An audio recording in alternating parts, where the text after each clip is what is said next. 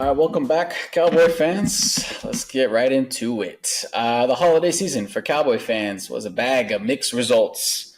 One week, the stocking was full of presents, the next, full of coal. A win on Sunday night versus Tampa was a victory to behold, but the next week in Philly, well, I'd rather not say, truth be told. But it was stinky. So, Rudy, as I mentioned, one week good, maybe we're building something towards the end of the season, and then next week it's one thing to lose, but to get absolutely smacked, I think leaves everybody uninspired and maybe a little bit sour towards the end of the season. I know there's talk that they try their hardest and nobody quit, but I think that's a moral victory at this point, even if that is a victory considering the score deficit. But let's focus less on that. Focus more on the Tampa Bay side, and also how about the offensive line putting back-to-back good performances? As far as I'm aware, not only in Tampa Bay at home against Tampa Bay, but against Vita Vea and some pretty good talent up front on the Tampa Bay Buccaneers D line, and against Philly, I feel like they held their own and didn't do too much. It's just the team and certain players self-imploded. One being Cooper Rush, which is neither here or there. He's his backup quarterback, something that could be expected, and maybe something we can talk about a little bit later, Jake Ferguson. But I'm curious to know if you had any thoughts about anything I just mentioned, or was there something else that you wanted to There's touch a on? name that you omitted. Andrew Booth. Oh, yes. Why How is could this I man forget? on an NFL roster? They weren't even doing anything clever or creative. They just beat him. They were just faster than him and stronger than him. Like, Cooper Rush, absolutely atrocious game. What we expected. He is a backup for a reason. Anyone who was very confused and thought that Cooper Rush could become your franchise quarterback, that he was never going to. This is exactly the performance you should expect from him against stiff competition. Uh, Ferguson, I think Ferguson can improve. I think he's physically, like, he's more athletic than any tight end we have. He's easily the most talented. There was a game where Brevin Span Ford looked good. We've made Schoonmaker look good. So Ferg, obviously, hold on to the ball, don't fumble. But I'm not gonna give up on him. But yeah, I don't ever want to see Andrew Booth in a Cowboys uniform again. My God. Yeah, I mean, I know he was out there just because they don't have any warm bodies in the DB position group. But yes, my goodness. And now we see why Warrior is still on the team. I think I heard someone Yeah. mention that, and Jesus. because Booth, oof, he ain't too good. No. Um, but Ferg, so I do believe he is under contract for at least one more season. To me, he's been very disappointing. Injuries, I know that it was a big factor in him. Yeah, this season, injuries and not being able to put multiple weeks together that were nice. But maybe we're entering a little bit of a territory of crisis and confidence. I didn't see the fumble. And I don't want to go back and watch it because, oof. But are you concerned it's more a crisis of confidence, or it's just a bad season altogether for him? And are you hoping that he'll be back next season? I think that could be a little dangerous, considering I had high hopes for him as an offensive weapon this year. Not showing a lot of juice there, and a little concerned. But do you think it just be, hey, let's get him better quarterback, better offensive play calling, better O So line? We'll be protect him and get it back on the right track. yeah, I'm expecting him to be better, which is dangerous. But let's be honest, though, the Cowboys are not going to sign a big free agent tight end if there's even one available. We weren't Nope. going to do that, and Yeah. we're not going to use a high pick on a tight end either. So we're, looking at the bargain barrel of the draft and looking for the next Jake Ferguson at that point. Which that's fine, but I am expecting him to have an improved season next year, not just because the quarterbacks. I mean, he did have Dak for a bit earlier this year. He had a ton of injuries, and I don't exactly remember the injury, so I'm not going to pretend that it's not something that can be re-aggravated. But I just can't imagine that he plays. What, he play like 4 or 5 games this year? I can't see that being replicated next year. Like I said, within the offense with other tight ends of less talent, we've made them look better. So that on one hand is concerning because Ferg, you're in that same offense, but two, I don't think we're using him the way we were using Schoon and Span Ford. Those were more like direct routes where they like Ferg's creativity on a screen, which sometimes works, sometimes doesn't. I think his fumble came on a screen or a shovel pass, something like that. But no, I'm expecting him to be better. And I don't think you can expect a better tight end on this roster next year. No, I totally agree with you. Yeah, Ferguson is by far the best tight end of the three we've mentioned, and I don't think it's particularly close. But the thing is he the second weapon? And maybe these are two conversations. Yes, he's good enough, and yes, I expect him to be better next season. But can we rely on him to be a weapon? I think, and we can move on from Ferguson and maybe look at the offense as a whole. We have CeeDee Lamb, who's a weapon. We have, I think, Dowdle, if we can get him back, not as a starter, but as a good running back number two. But you'll need work in the running back position. But who else is going to step up? We mentioned Ferguson. I'm not too confident that he can actually be a playmaker. He could be a good role. He'll be Schultz and probably better than Schultz. I mean, all due respect, but I think people would take Ferguson over Schultz at this point, especially, and at any point in their careers. And that leaves kind of Turpin as a gadget weapon. I think we're still seeing nice ways that McCarthy's getting him involved. When he but I kind of think he has him on the team. Huh? When McCarthy remembers he has Turpin on the team. Yes, when he sees him sauntering around the sideline and puts him in. Yeah. I'll say this about Ferg. So I was way wrong on the amount of games he played. I guess he's been playing banged up, but he played like 90% of the season. Can't even see a week that he missed. I'm not sure if this is a week he missed or a bye week, but no, he's played the majority of the season. It looks like, dude, a lot of these games he's got 1 to 4 receptions at most, 1 to 3 a ton. I see above 4 or 5 times all season. Which I guess honestly is more productive than I thought he was being. But they're not for big gains at this point. Again, I think we're using him differently, man. Like, we really want him kind of in that Turpin specialized role. We never use them for regular plays. We just use them to, like, show we can be creative every now and then. And I don't like that usage in particular. This was a down year, absolutely. But no, I expect Ferg to be better next year. So that just kind of leaves the receivers and running back room. Lamb is the only guy worth a thing, and I think we'll need a pretty big overhaul in the receiving room. Yeah, I mean, I wouldn't bring a single receiver back outside of Lamb and Turpin. I don't really. Tolbert has made some plays here and there, but they're plays that I expect 99% of receivers to make. Mingo has like 2 catches, so I don't know. He did low-key burn Quinyon Mitchell, I think, and then Cooper Rush overthrew it, so it was actually out of bounds to the sideline. But yeah, no, there's the wide receiver room is lacking so much talent, man. Yeah, Mingo's interesting because he's going to be around next season, right? Like the way they traded for him in contracts and everything. So I guess the hope is that maybe he gets a better footing over the offseason and training camp, that he kind of understands the offense. That's what it's really hoping on. I'm not sure if we saw a lot. You did mention a nice play by him on the route running, but it's another big gamble in my opinion, like the Ferguson and maybe even bigger than the amount of players on this team that we have to hope are solid. It's very dangerous. It's nasty, actually. Like, there's so much uncertainty, even with players we expect to be good. We still know we're hoping. Like, Ferg, we should be expecting him to, be a top 7 tight end at worst, that 5 to 7 range.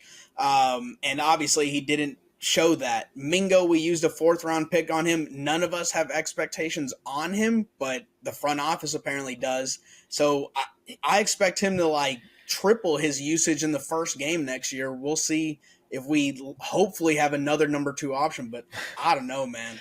I mean, he's a third option, right? He can't be worse than Tolbert, could he? He's behind Turpin. I don't think Turpin is a wide receiver. I don't think the front office or this coaching staff, if they are back this next season, see him like that. I think he's just kind of a gadget guy. Up, but in the 5 weeks we've had Mingo, has it been about 5 weeks? In Sure. like the 5 weeks we've had Mingo, I swear Turpin has way more targets than Mingo. And I know there's that, oh, he's got to learn Again, the yeah, I could offense. say learning the offense, Dog, knowing just the tell offense the guy better. to run a post. Like, you're a receiver. You're not the quarterback. You can just go out there. Cooper goes to Buffalo and plays like 90% of the snaps his first week there. You can make it work.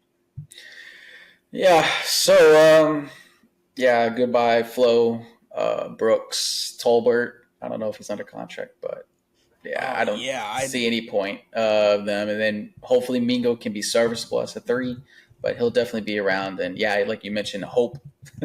It's another dangerous thing that the Cowboys might be going into in 2025, like they did this season, was hoping that these young guys would produce. Yeah. And offensively, for the most part, we didn't see it produce. Real quick there, too, I want to touch on the offensive line. I think we did shout them out early, but I just want to say another good performance by them. And interesting to see what happens with Zach Martin, but I think you have your core here, and they're playing well together against good competition. So it'll be interesting to see how Zach Martin fits in when he comes back healthy, or if he retires. I think that wouldn't be the worst thing. And let's get these young guys out there and playing. I think because they look decent enough. Yeah, Zach, don't even worry about touching grass anymore. Just go retire. Get in that lounger.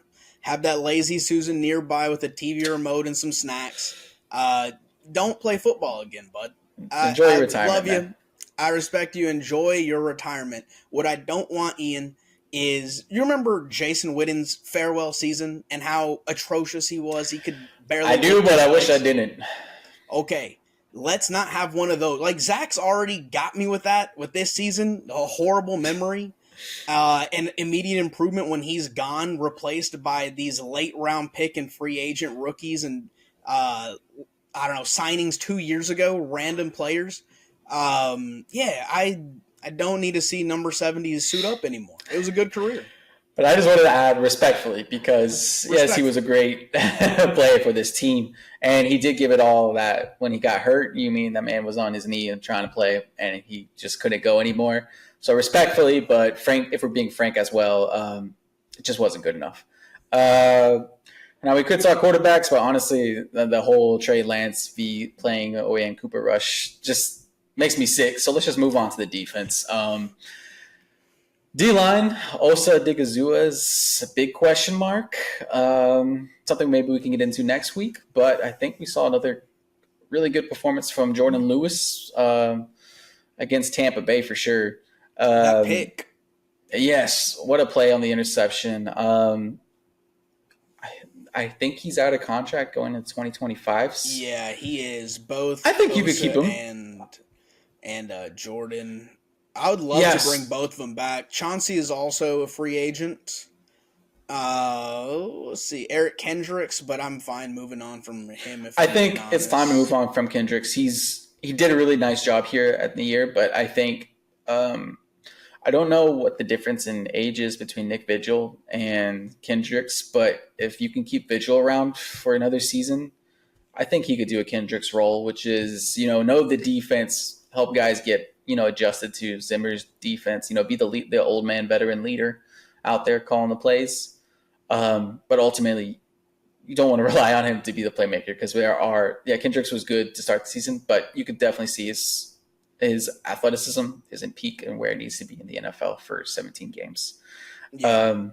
The D line, I think that's interesting. You forgot to mention Lawson, who's had a good finish to the season. He's been pretty solid, man. I like them. I don't know their contract situation. It's something we probably need to get into next week. Yeah. And the Osa thing. Now, this is kind Lawson is a free agent. Yeah. Do you know if he's restricted? Vigil's restriction on it. I don't see a restriction on. I don't see restrictions at all. So I just don't think they have it labeled here. Okay.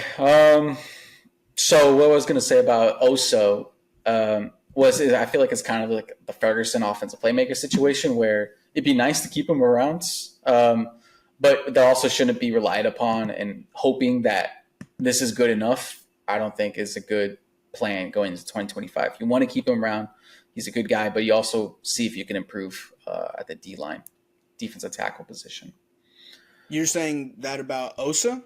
Yeah. I think if you sign him, that's the bare minimum. That's what you should do, unless you get priced out of it, which, okay, that happens. But it shouldn't be like, hey, it shouldn't be like, we got Osa, that's the solution. That's it. We did our job there. We're not going to look to add anything else to the defensive tackle position. I don't think you should go into 2025 with that mindset.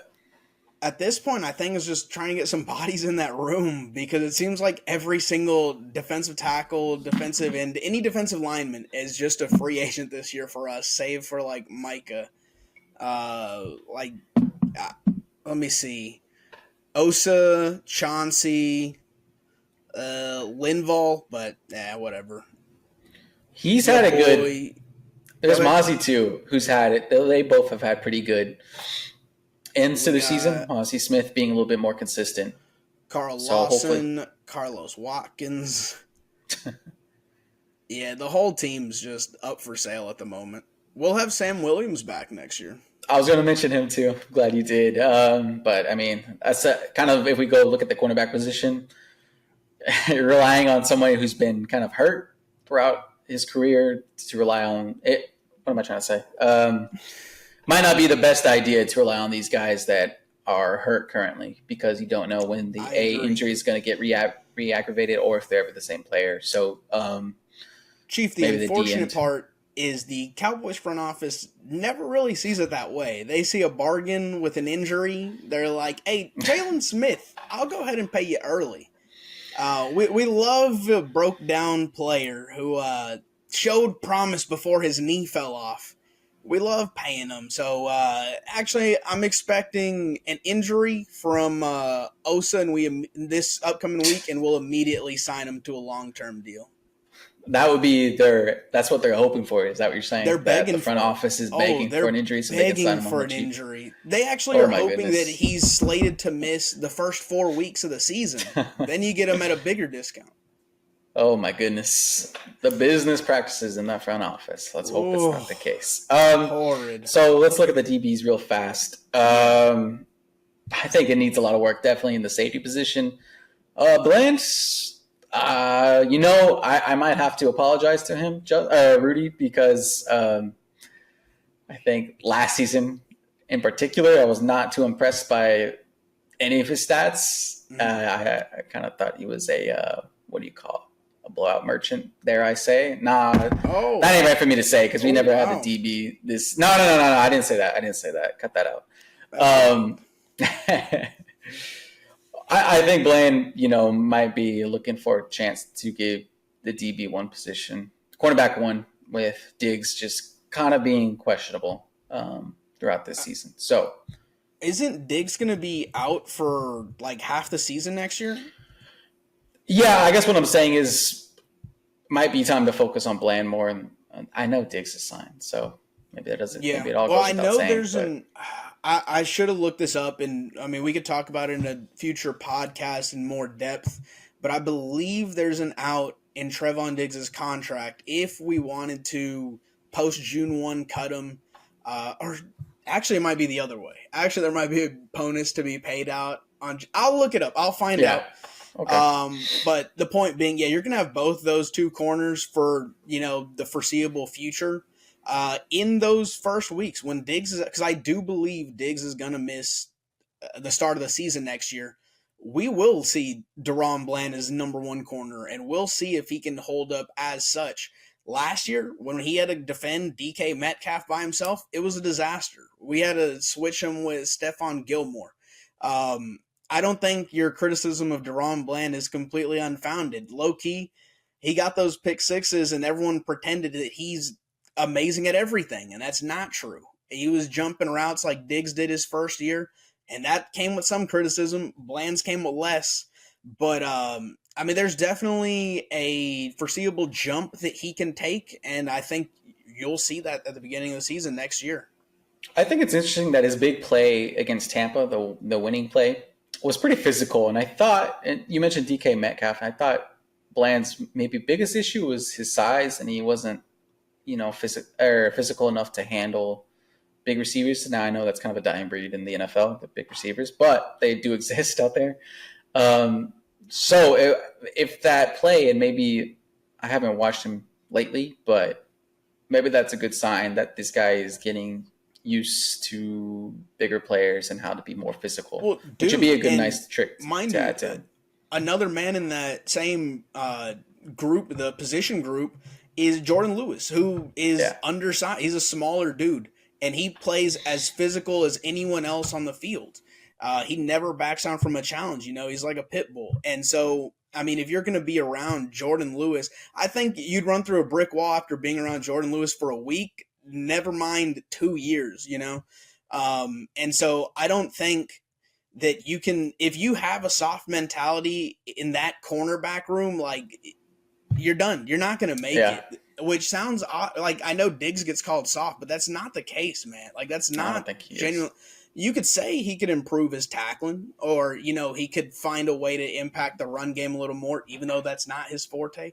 But I mean, when he sticks his head in there, he's going for it. So I think it's a surprisingly physical cornerback room. I think led by Lewis. Now he might be gone next year. And I kind of want that mentorship to stay, but he might have earned himself a nice contract on another team, man. I think I he's think been Osa here. may have as well. Osa, I think, is a different story because he's young enough. Lewis has been here so long. I think he wants to stay here. So I think you can keep him around. And But, I mean, I don't know his whole family life, but if his wife's like, brother, this might be our last chance at a solid paycheck, we're moving to Tampa, or you know what I mean? I do, but like I said, I think that exists when you're trying to get your second contract. But he's been around so long. And the stuff I heard, like him with Chris Richards and how he was trying to get moved out because he was undersized. I think he wants to prove that he belongs here as a Cowboy, and I think he likes it enough here to stay here. Hmm. But never. What do I know? What's going through his head? So, yeah. I mean, hey, go get your contract. So, Do you think? real quickly, huh? Okay, go ahead. No, you go.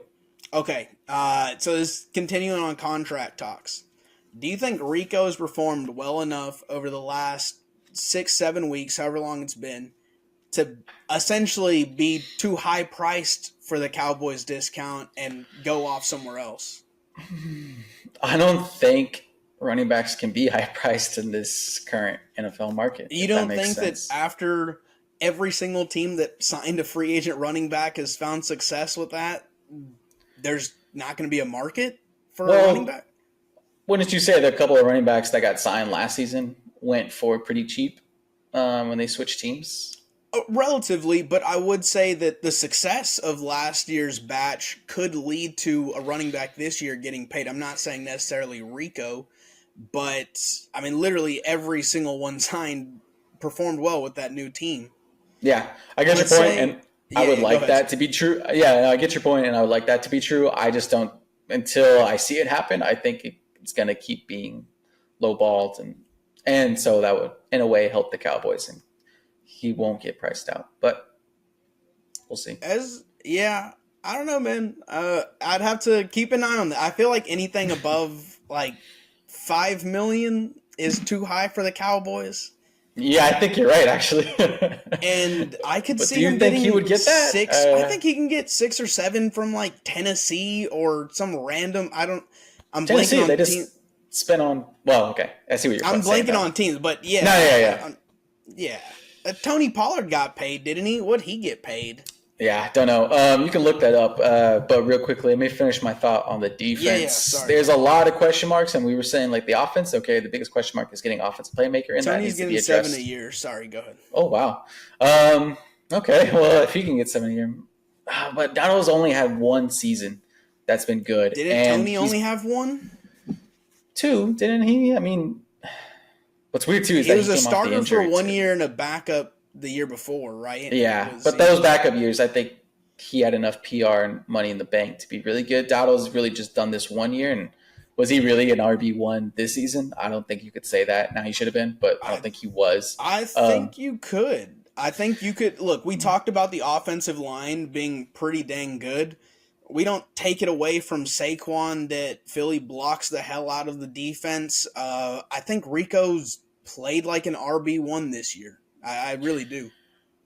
Yeah, I just don't know if other teams see it that way. And also, like I said, he has injury history, so I don't know if this one season's enough to move, make him that guy as Tony Pollard Maybe. was intended or was paid like he was Yeah. to go to Tennessee. But yeah. So the defense, what's the biggest need? I mean, talked about the D line, a lot of question marks, linebacker injuries, and a lot of question marks. Same with the corners, safety position, healthy, but I don't think they're good enough. Those guys back there.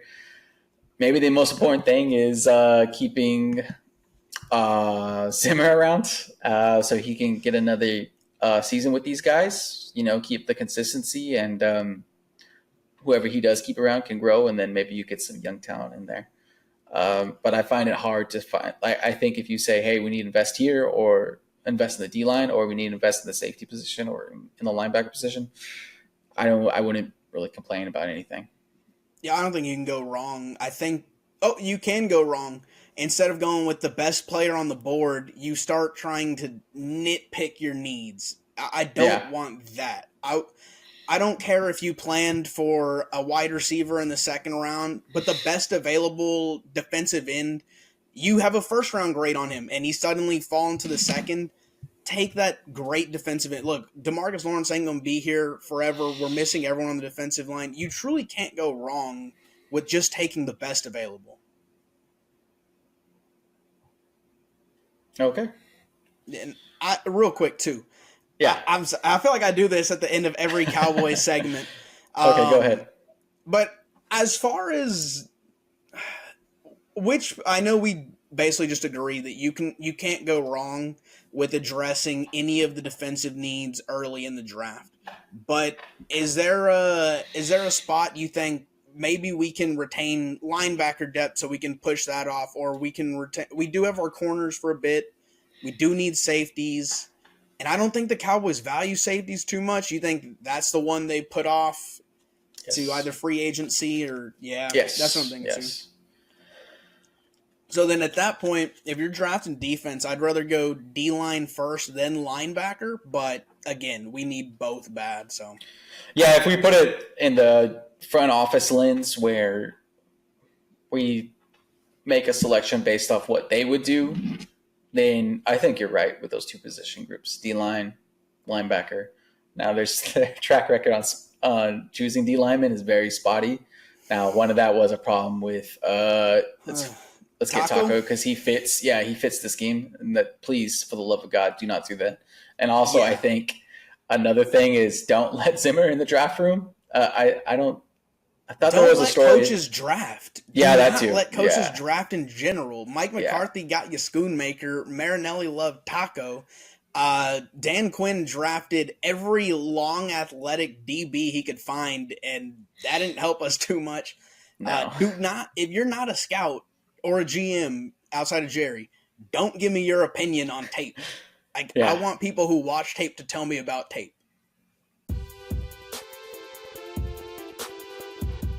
As we wind down this season, there are less and less important games to be played before we get into the playoffs. We're going to start on the conference in red, the AFC. There are 3 teams fighting for that last wild card spot. Could you go ahead and give us a little preview on that? Okay, so the 3 teams that are in that last spot is Broncos, Miami, and Cincy. The Broncos have the easiest path, win, and they're in. Miami just needs the Broncos to lose, and Miami needs to win, and they're in. And Cincy needs the most help with both those teams losing, and they need a win. Cincinnati has been my team that I keep pushing these last few weeks just because I like the quarterback, and I think they kind of have the know-how, even though all season long it looks like they don't know how to finish a game. So, Chief, weird stance. But I guess let's look at the team that's kind of currently in the 7th seed, which is the Broncos. They have the easiest path, but they are playing the Chiefs. Yeah, hey, look, I've said that this is my dark horse all season. It wasn't all season. It was the last 2 weeks. But no, we talked about them earlier. We talked about, have the Broncos even played anyone on the road? And one of their road games, it was a defeat, but maybe shouldn't have been, was against the Chiefs with the blocked field goal and in that game. I think that was one where the Chiefs were going all out for it. Now with the conference being locked up, the only ones that have anything to play for, the Broncos, I think they already play as hard as they can anyway. And so I can't foresee them losing to the Chiefs. I think they take that last spot. Yeah, Broncos at home too. If this was in Kansas City, maybe something weird could happen, but I don't see the Chiefs going all out. I don't even know what their starter situation is, if they're pulling them or playing. I guess they'll probably play them since they do have a bye week, the only bye week in the playoffs. But yeah, I kind of am in full agreement with you. They're the team that has something to play for. They're at home. They've kind of had a rough week, so this is, hey, playoff starts now type territory for them. So they'll have to, I think they'll get the job done, which kind of makes these next 2 games mute. Now, Cincinnati plays on Saturday. So that would be interesting. They have to win, and they're playing in Pittsburgh. Yeah. Don't know. Both teams I just don't know about. Cincinnati or the Steelers are kind of been iffy. I think that's what you're going to say. They've just been stumbling lately. So I feel like that game could go either way. Cincy has a lot more to play for. And like I said, they won't know until Sunday what their destiny is. So might as well push it all the way. I could see them winning. As it stands, though, well, I guess you don't get anything out of it. If the Steelers win and the Ravens lose, I believe the Steelers can move up to the 3 seed. But that's not a bye week, so I don't know. Yeah, okay, I didn't know that. But they would be playing at home in the playoffs if they win. Yeah, you would host a game, at least one for sure. So, I mean, that matters a little bit. I think the Steelers love the comforts of Heinz Field, if you can call that comforts. It wouldn't surprise me to see Mike Tomlin's team going for it up until that 4th quarter, maybe, where they're like, okay, let's not get anyone hurt before the playoffs. Yeah, Rudy, that was a good point. I didn't really realize that they could still flip. But Baltimore does play at 3:30 and Pittsburgh plays at 7. So they will know their destiny regardless by the time they play. So with that being said, I think it's going to be a dogfight. The Ravens are playing the Browns at home. So I kind of feel like the Ravens will take care of business. Okay. The Browns, whatever fire they have, I think it's just about extinguished. Sometimes NFL teams surprise me. They say, hey, that's a division opponent. Let's go, I don't know, just get one more on them and make them lose their position. But I think Baltimore gets that locked up, which means Pittsburgh maybe won't be as fired up to play Cincinnati. I don't know. Mike Tomlin and Pittsburgh just at home, they seem like they would be petty enough to keep Cincinnati out. So it'll be a tough one for Cincinnati, and I don't think I have the guts to call it. I couldn't put that past Mike Tomlin, and I definitely can't put it past bum-ass Russell, because I can see him just being like, guys, let's go play a game today. We're lucky enough to play football. I'm like, all right, Russell. That's an interesting scenario there, just because for the most part, the 7 seed is the biggest thing that can swing to 3 different teams, but that seeding does matter. I really do think Pittsburgh would like that home game. So yeah, I don't know, man. And I know for a fact Baltimore does too. So they will, if they go for it at 3, of course that changes things at 7, but I wish they had those at the same time, kind of like soccer does with elimination games. Yeah, me too. But it is what it is. But real quickly, we didn't talk about Miami and their matchup at all. They are in New York. We kind of mentioned these other games are kind of coin tosses. Rudy, do you think Aaron Rodgers has it in him to be as petty, be spiteful, and keep his, AFC East rival, even though he's only been there 2 years and he's only played 1 year, out of the playoffs? Do they have any fight left in New York, or is it Miami's going to get the job done?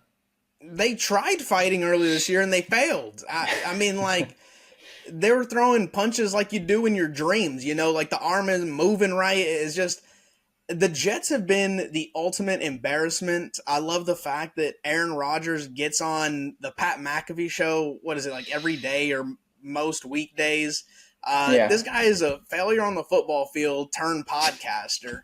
I love to see this. I don't think they have a chance in hell versus skinny jean, tight cuff, glasses wearing Mike, the coach over there. Their Mike.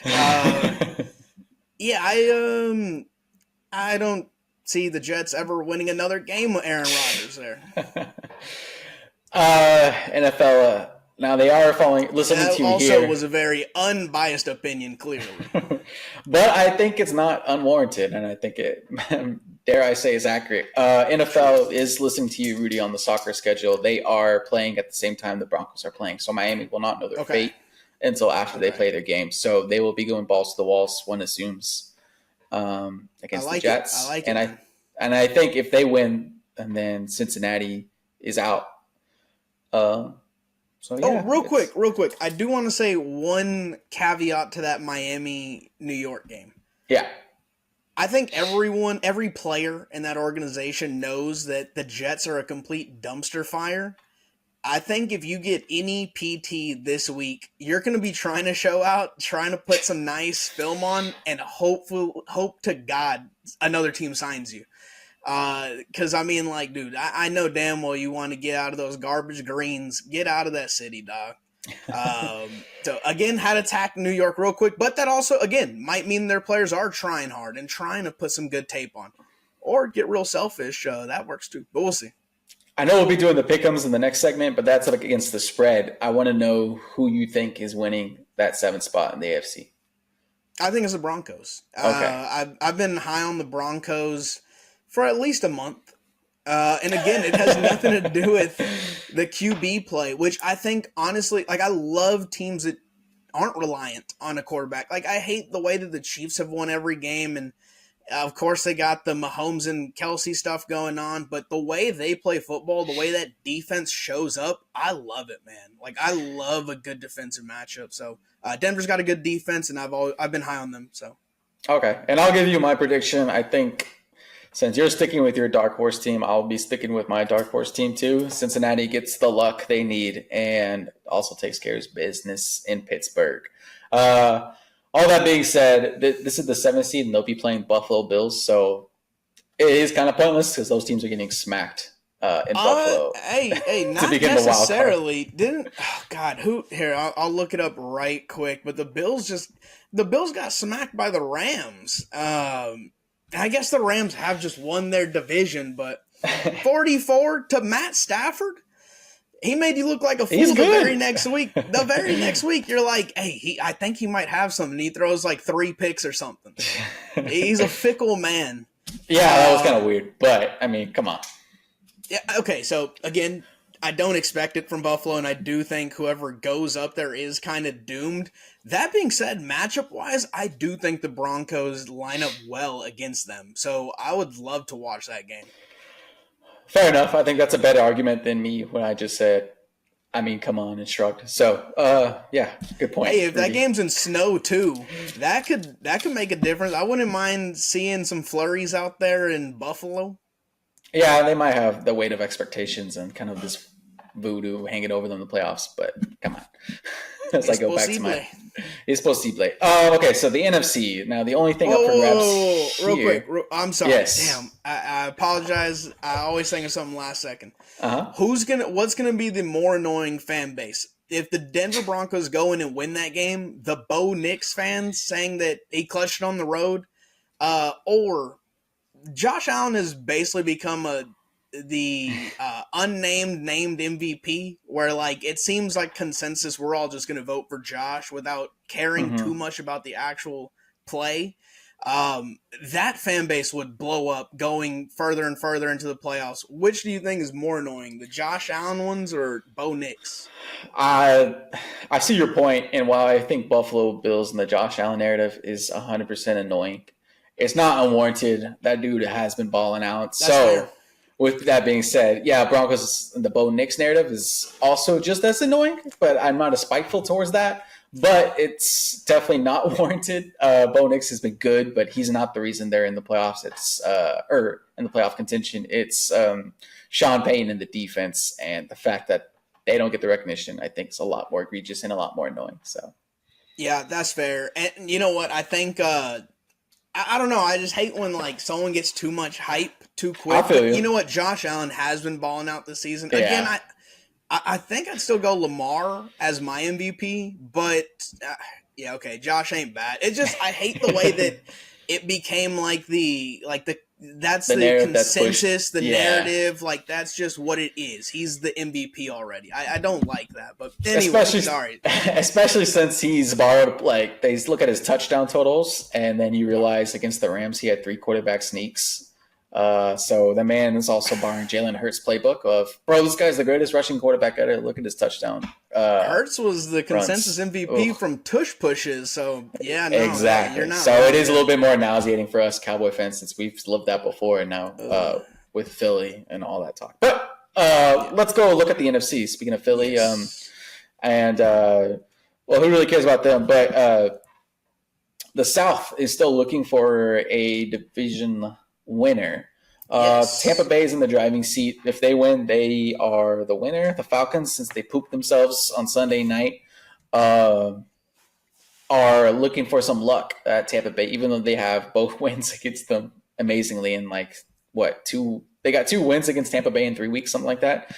But they fumbled it down the stretch and big loss to Washington in Washington on Sunday night. So now they need some help. They're playing the Panthers. I think they can get the job done. I say that tentatively, but I think the Bucs are playing the Saints. I don't see how they lose that game, barring a miracle. So I think it's the Bucs spot. The number 4 spot is theirs. I think if there was nothing up for grabs, the Bucs are winning that game against the Saints. Yeah. Added on that, like you're guaranteed that playoffs, but you win your division with that. Yeah, they're gonna stomp the Saints, man. Like I don't think that'll be close at all. The Falcons, okay, I mentioned narratives last matchup we talked about. The narratives around the Falcons had me going berserk. Where Really? they're like, oh, dude, before the season, people were giving them like, oh, they're winning the no, it wasn't conference, but they were seeing a deep playoff run because they added Kirk Cousins. That man's been benched since. I like Penix, but I hate Kirk Cousins more. So that's nice, dude. I hate a guy who gets all this guaranteed money, breaks records for the guaranteed money, but my quarterback's wallet's the one that's talked about all day. That man, Kirk Cousins, is robbing teams.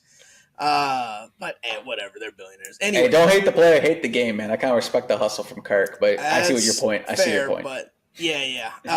I got to stop getting caught up in narratives, I think. But nah, yeah, I think it's all. I can't see any way the Bucs lose to the Saints. I can see Atlanta winning their game, but I just can't see the Bucs doing it. Is that happening at the same time as well?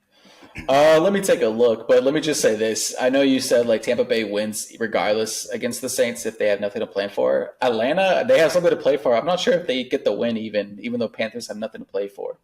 So that's just how wishy-washy they've been all season. Yeah, they are at the same time. I don't know if I said this, but Atlanta's at home. But they're both noon games on Sunday, so teams will not know their fates, but I just don't see how Tampa Bay fumbles it. And they're at home too. So. Yeah. Yeah, no, 100%. I mean, when the Panthers hosted the Falcons earlier this year, Falcons beat them by double digits. The Panthers make no sense to me at times. Maybe I just don't know anything about the NFL at all. But like they've had some games against competition they had no business being in those games,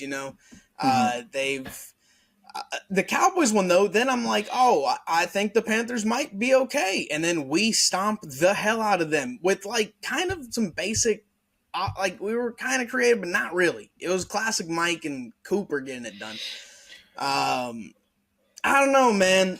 I hate this whole division. I hate the NFC South. True. It makes me doubt that I know what football is. Like, before our last episode, we were previewing Tampa, Dallas, And I'm telling you that Tampa's going to stomp us, and like we won't be able to stop their run or pass, and we do.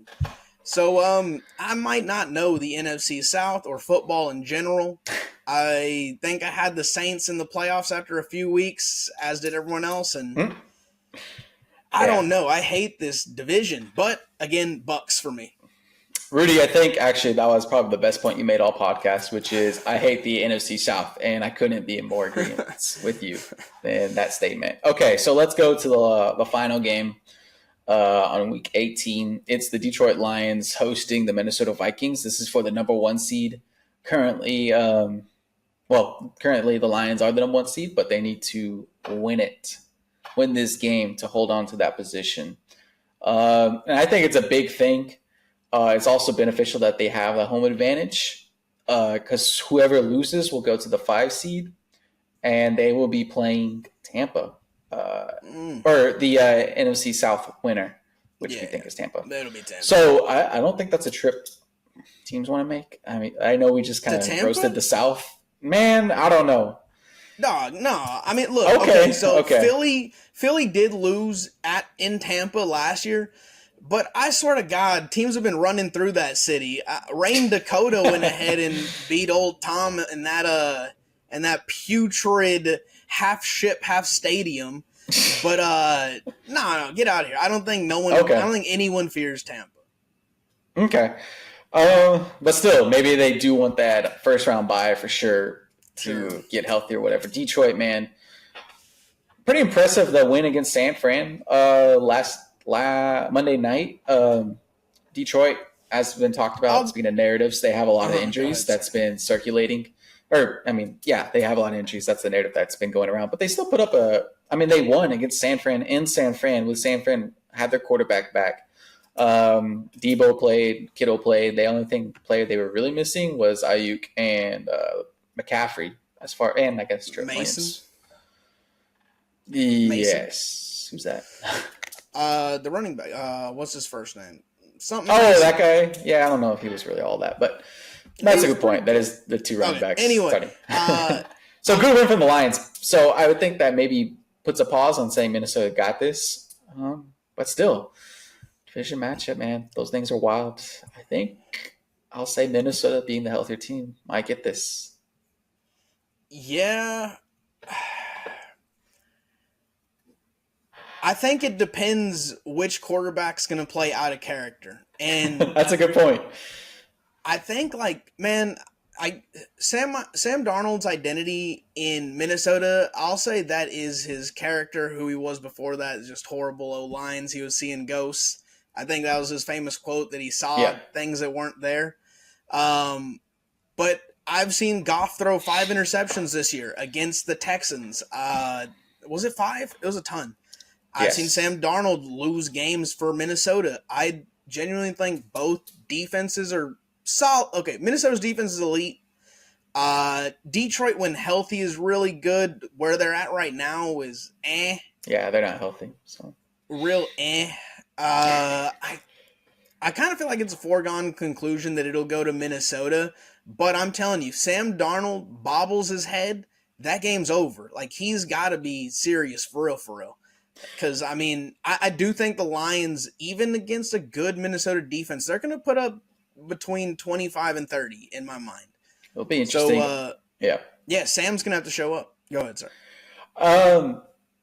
Yeah, I think you made some good points there. The Goff thing, I know you mentioned the 5 interception game, and his look is just kind of goofy. I mean, Jared Goofy Goff. But I think that was like probably the only game out of 17 or 16 that they played that he was really, really goofy in. Otherwise, I think he's been pretty sharp. And I think I can trust him a lot more than I can trust Sam Darnold, who's been really good as well. But he has been a little erratic at times. Minnesota did just enough, and I think their defense is better than Detroit's defense, given the injuries. So it does come down to quarterbacks. I think Goff at home got this. Campbell at home got this. I know I'm going back on what I just said with Minnesota, but I will say one thing that allows Goff to – I think he had a game earlier this year where he had no incompletions, but he also only threw it like 15 to like 18 times. I forgot. It was probably around like 18. But it's the run game that they have there. Even without Montgomery, they're still looking good. Gibbs is he's a different kind of animal to have speed and no fear when it comes to hitting the hole. Although there was one run where it looked like he pulled up a little bit. I think it was against Chicago. I was watching that with Keaton, and I was like, what is Gibbs doing there? But anyway, that being said, I think Goff is allowed to be perfect because they can use him. Sparingly isn't the right word, but it's kind of sparingly. It's like we'll go run first. And so I think that you can set up, I think Goff is perfect because you can set up good play action and then J-Mo's cutting across the middle. No one can keep up with him. Oh, wait, here's a Mon-Ra. And then you got Gibbs coming out of the backfield. You can't defend at all. And he just doesn't make mistakes often. But I do think Minnesota is going to limit the run game. And I think if you have to force Goff to like do more, I can see him throw in a pick or two. So I think Minnesota's defense gets in the way of Goff, and I'll take Sam Darnold. What the hell?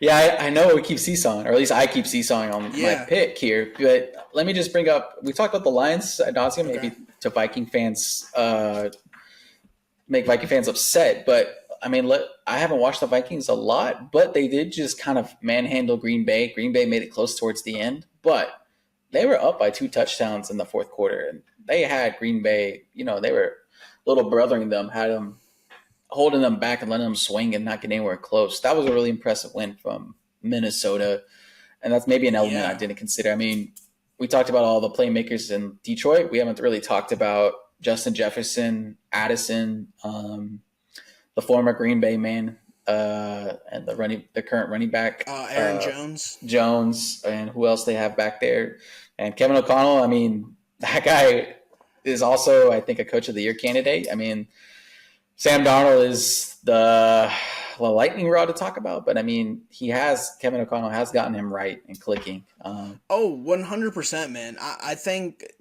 the surrounding supporting cast around the quarterback is almost, it's not as important as a quarterback, but it's like just under the talent of the quarterback. Like you can make an average quarterback look great. We've made Cooper Rush win like 4 out of 5 games this year because our defense was extremely stout and CeeDee Lamb was undeniable and the run game was on point. Minnesota's got weapons. They've got the run game. I honestly am so impressed. In that last game, I expected Green Bay's pass defense to be a lot better. Darnold threw 377 on him, man. And Jones ran for under 50 yards. Like this was leaning heavily on that passing attack, which is the opposite of what we were just talking about with the Lions leaning on the running attack. I think styles make fights. It's a good matchup, man. That's so generic, but I think the reason we keep flip-flopping on it is we can see if this game was played 100 times, we can see 50 scenarios the Lions win and 50 that the Vikings win. And so, I mean, it should be pure entertainment football. I expect great defense from Minnesota. I think that's the difference in shutting down the Lions. Yeah, the only disappointing game is that this is going to be played with the NBC crew, unfortunately. It should be on Monday night with the better crew. I'm going to the Espanol. Yeah, me too, I think. But, I mean, these are 2 14-2 teams. What can else? I mean, it should be awesome. I will just go simply with the home team and take the Lions. All right. We'll split just a straight-up picks, but coming up next, the Pick'ems.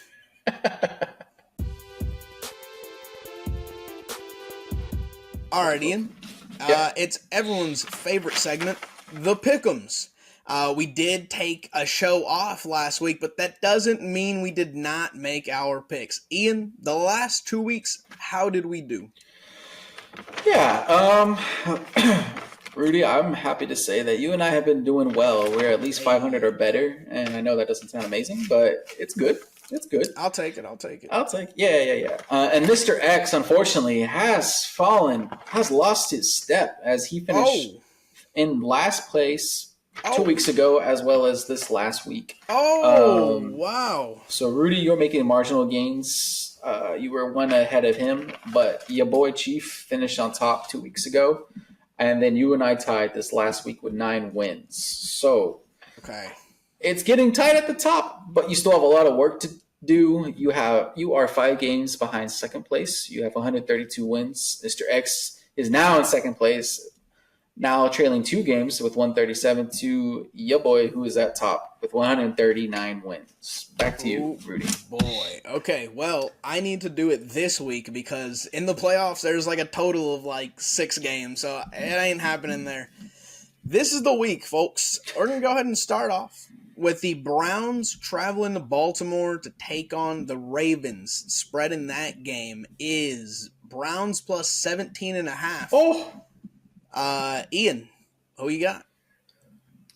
Man, that's ginormous. I can't even see the Ravens keeping that all 4 quarters, even though they are the better team. I will take the Browns. Yeah, 17.5 is too much. I'm going That's insane as well. Bengals and Steelers spread in Pittsburgh, by the way. Spread in that game is Steelers plus 1.5. I'll go with the Steelers to play upset there. What the hell? Okay. Do I have to take the Bengals since I said they're my dark horse team? Because I think you should, but hey. All right. But damn, Mr. X is lurking. I don't know his pick. Don't worry about him. We got a big game here, Ian. The Saints. All right, screw it. I will take the Bengals. All right. I respect it. To the NFC South, to be specific, the Saints are traveling to Tampa to take on the Buccaneers. The spread in that game is Saints plus 13. Whoa. That's a lot. I'm going to take Tampa. Okay. Yeah, that is a lot. I know we just talked about 17.5 was too big for the Ravens, but 13 I think is just right for Tampa Bay to cover. So give me Tampa as well. I concur. Moving on, we got the Bills traveling to Foxborough to take on the Patriots. The spread in that game is Patriots plus 3. Hey, Rudy, I want to give you a sporting chance, so let me go first going forward. Okay, all right. Okay, so you said Pats plus 3? Yes. So I guess the Bills have already pulled everybody? That's the assumption. That's the assumption. 3. With that being said, good grief, the Pats are in disarray. Give me the Bills. The backup Bills. Give me the Patriots plus 3. Let's go for it. Let us go for it. The Bears are traveling to Green Bay to take on the Packers. Spread in that game is Bears plus 9. 9.5. There are more 9.5s than 9, so we'll go with 9.5. Yes. Yeah, go for it. Packers at home. They hate the Bears. I think they'll smack them and enjoy doing it, even though they don't have too much to play for. Give me the Packers. All right. Don't they call a pack of bears a pride? Is that a thing? That's news to me. I don't know why I'm. A pack of bears? That, right. Yeah, is that a pride? I didn't know that. I thought you said Packer Bears, and I was like, what? Nah. Wait, what? All right. It's not a pride. I don't know what a pride is. I don't know why I was thinking it. Oh, I know why I was thinking it. I was thinking they'd show some pride. Oh, goodness. Yeah, such a little payoff for that. Oh, God. And I'm wasting time here. Like, just say it, Rudy. I'm going with the Bears. Jesus Christ. Let's move on. That was horrible. Jacksonville and the Colts in Indianapolis. Spread in that game is Jags plus 5. Wow. Dude, the Colts stunk last. Give me the Jags. The Colts. Okay. The Colts, man. That was crazy, and then the Jags beat the Titans. I don't know what that says about the Titans. I thought the Jags. I guess I'll go with you, Rudy. I don't know what the heck happened to Indianapolis, but I was very disappointing. So I'll take the Jags this week. This man's just following my every move. And you, for some reason, you keep going first. Oh, okay. I'll get it right this time. The Panthers are traveling to Hotlanta, taking on the Falcons. Spread in that game is Panthers plus 8.5. Who do you got? They burned me last week, so fuck them. I guess I'll go with the Falcons. Okay. This is at the same time as that. Okay, yeah. So yeah. All right, they're going to be going for it. But even while going for it, they still stink. Good point. 8's a lot. Give me the Panthers. I'll say the Falcons end up winning that one by like 4. Yeah, Panthers plus 8. That's a good point. Moving on. We got the Commanders traveling to Arlington, taking on the Boys. Spread in that one is Cowboys plus 4.5. I'll take the Cowboys plus 4.5 in that one. Yeah, I was gonna take them too. Give me the Cowboys. Yeah, my fault, dude. My fault. I got so used to it this season. In past seasons, I always go last. Okay. Texans and Titans taking place in Tennessee. Spread in that game is Texans plus 1. What? Wow. Are they not playing anybody? I assume that everyone's benched if they're giving them plus 1 against Tennessee. Gosh, I don't think they would do that. Wow. Okay, there's something I don't know going on there. But the Titans are absolutely dreadful. Without knowing what's happening in Houston, I will still take Houston. They're plus 1, the Texans? Texans plus 1. Okay, I'll take the Texans. Okay. God. All right. Let's get wild. Give me Mayo Boy and the Titans. I really am going out on a limb for it. This is the last week, man. Giants and Eagles in Philly. Spread in that game is Giants plus 3. Ian, who you got? Philly. Philly? Yeah. But I can see them just being... Are they battling for home field advantage right now? No, but I think the Giants are just that bad. The Giants just put a mollywhopping on the Colts. Damn. The Colts and Philly are not the same. That's true. All right. Give me the Eagles. Yeah, I'll say their backups could be the Giants starters. Moving on. We got the Dolphins and the Jets in New York. Spread in that game is Jets plus 1.5. Wow. I'll take... Oh, you go first. Yeah, I'll take the Dolphins. All right, clean sweep. Dolphins for me. Moving on, Ian. We got the Chiefs and the Broncos taking place in Denver. Spread in that game is Chiefs plus 10.5. Wow. Who do you got? I don't think it'll be that big. Damn, but I think the Broncos will win. That still just seems like too many points. Give me the Chiefs. Okay. That's a lot, dude. But give me Bo Nix and the Broncos. Moving on. We got the Chargers and the Raiders in Vegas. Spread of that game is Raiders plus 5.5. Ian, who you got? Give me the Chargers.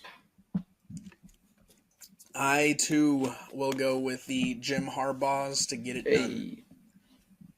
Moving on. We got the Seahawks and the Rams taking place in L.A. Spread in that game is plus 5.5 to the Rams.